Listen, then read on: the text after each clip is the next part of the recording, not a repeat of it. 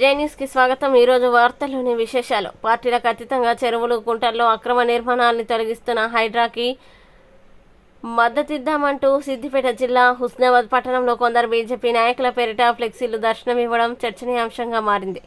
పార్టీలకు అతీతంగా హైడ్రాకి మద్దతిద్దామంటూ బీజేపీ జిల్లా నాయకుడు వేముల దేవేందర్ రెడ్డి పేరిట పట్టణంలోని ప్రధాన కూడలలో ఫ్లెక్సీలు వెలిశాయి।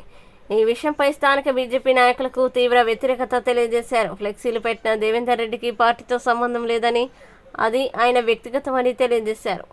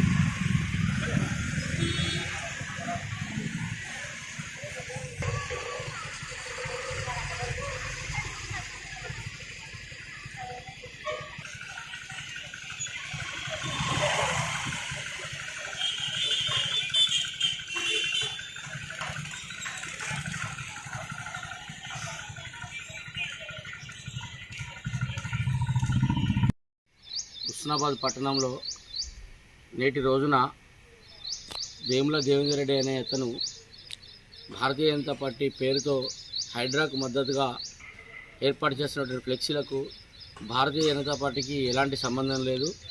ఆయన వ్యక్తిగతంగా మాత్రమే ఏర్పాటు చేసిండు। దానికి భారతీయ జనతా పార్టీ అని మాత్రం పెట్టడం సరైనది కాదు। భారతీయ జనతా పార్టీకి ఎలాంటి సంబంధం లేదు। అది భారతీయ జనతా పార్టీ దీన్ని తీవ్రంగా ఖండిస్తూ ఉన్నది।